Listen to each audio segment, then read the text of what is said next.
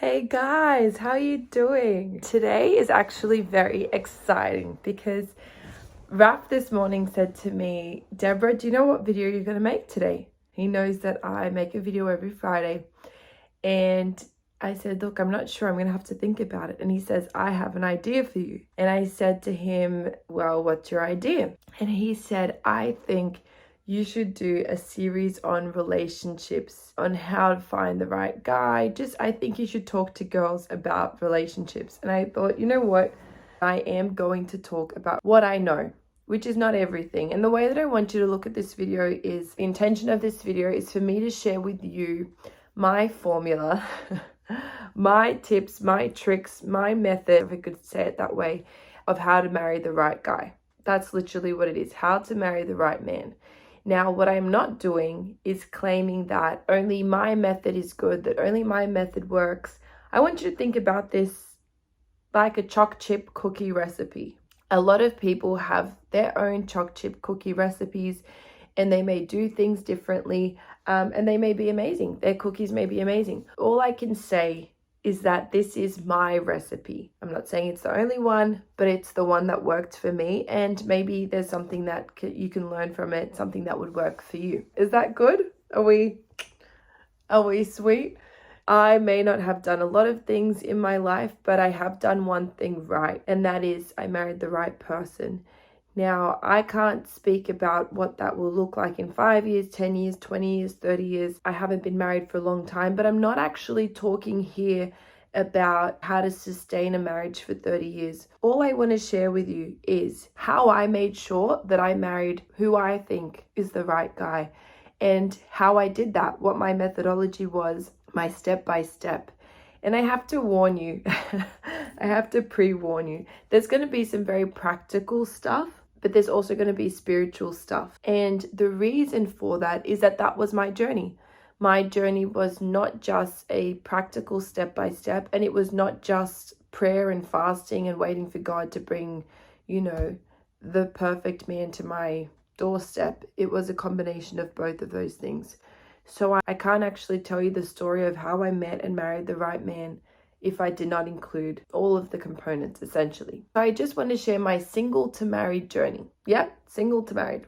That's it. And my premise for this video, the idea that I carried with me and that I want to share with you, is that the only love that's worth having is a healthy love. I'm going to say that again just because I think it's important and really good.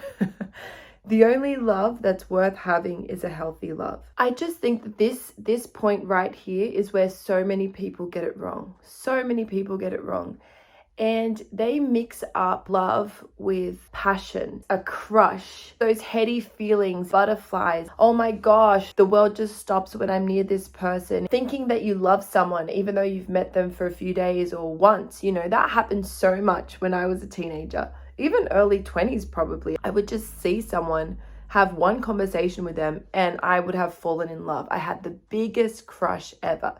And I just need to tell you something. That is not love. That is not actually the full picture when it comes to choosing your life partner. And I'm not saying that there's not a place for these things and that they're not wonderful, but a healthy love is actually the most important thing. And sometimes a relationship between two people can have all of the things I just mentioned and not be healthy. The story of my life, part of the story, is that I would have these crazy intense feelings for guys that were actually not meant to be my husband. And with Rav, there is beauty, there's attraction, there's chemistry, there's all of that. But our love is a calm love. It's like floating on the ocean. It's not like up and down and everywhere and anxiety and does he like me, does he not like me. It's a calm, respectful, trust-filled, wonderful, peaceful love. I actually believe that it's the best kind of love.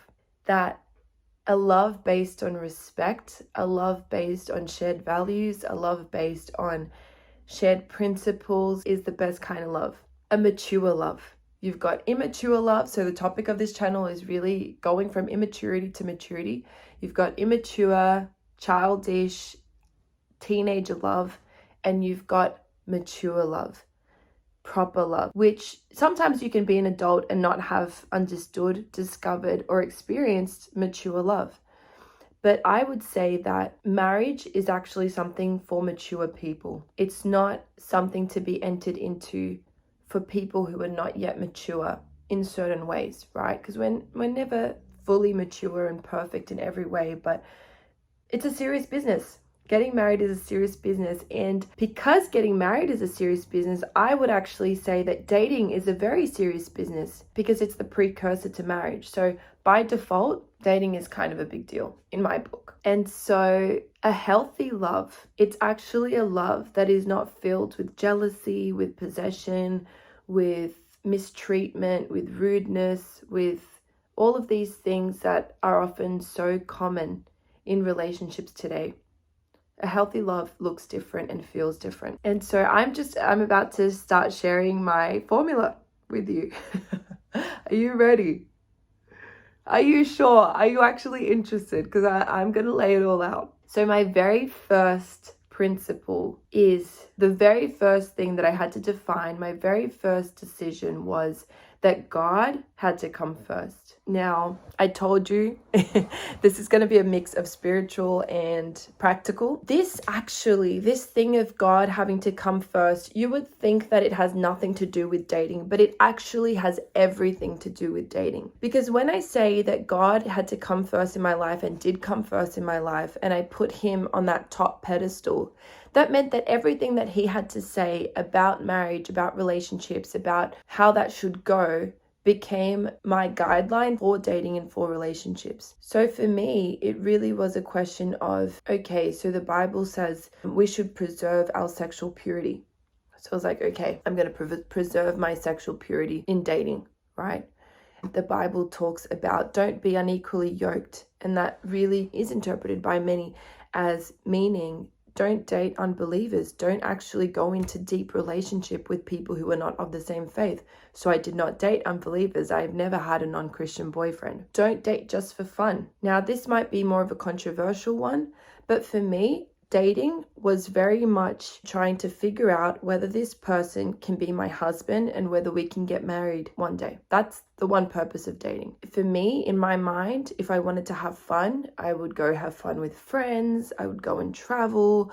I would go and watch a movie.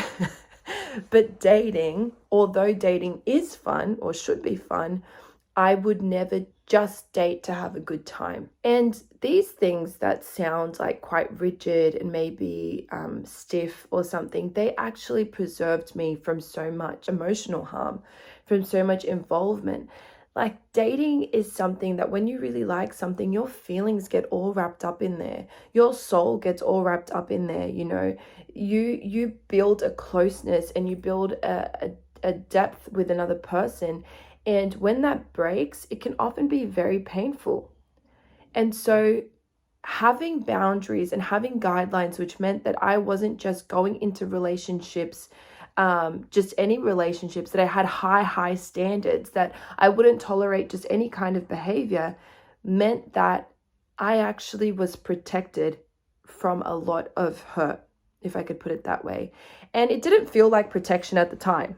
I've got to say, I mean, I have been through times in my single life 110% where I felt lonely. I felt sad because I didn't have anyone. I even had moments of desperation of am I ever going to find the right person? And I had really high standards, and I knew that that was the right thing. I knew that I had to have high standards, but it was hard. Like, I am not going to say that this was a walk in the park. It was not a walk in the park. But because I had God first in my life, and anytime I felt that pain or like wanting to give up, I would run to him. Anytime I was rejected by someone that I was really interested in, or that I wanted a relationship with them and they didn't want a relationship with me, I would run to God with that. Even, I mean, I've ran to God and said to him, you know, I really like this guy. I love him. Like, make him like me. I've taken that to God, and he didn't make him like me. And, you know, that didn't work out, and that's all good because that's not what God had for me. But I kept God in the center, and his standards and my standards, they were so high. And I'm not talking about dumb stuff like, you know, having a six-pack or having blue eyes or, you know, being rich or anything like that. I'm talking about character and the way that I wanted to be treated within a relationship. Those standards were high, and thank God they were. Thank God they were, because I am now living in the fruit of that. I am living my dream marriage because of the standards that I had. And because I had high standards, I said no to a lot of guys and relationships that I could have said yes to. I could have said yes. I could have been like, yep, all good. Let's continue. Let's date. Let's get married. But that I didn't, by the grace of God, by his goodness. And because I made a concerted decision, it was a decision to love God more than myself, to obey his word even when my feelings weren't there, to obey him even when I didn't want to. And the only reason I was able to do that is because I trusted and I believed that despite all of my feelings of loneliness and pain, that my God created me and he actually knew what was best for me. And so that his principles were the best, that I could trust them, that I could follow them, that I could stake my life on them. And so I don't want this video to get too long, because this is actually a series and I'm going to share so much more about my journey. But the very first step was, and continues to be, to keep God in first place.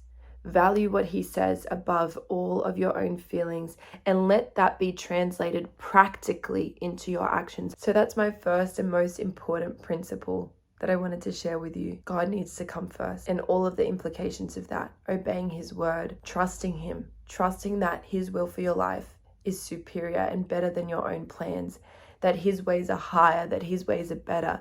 And that is absolutely my first step. And the next step, which I'm going to talk to you about next week in our next video, is actually after God, putting yourself second. Putting yourself second after God. So that's what I'm going to talk to you about next week. I hope you have the best weekend ever. Thanks for being here. Thanks for listening. Thanks for supporting. Love you guys.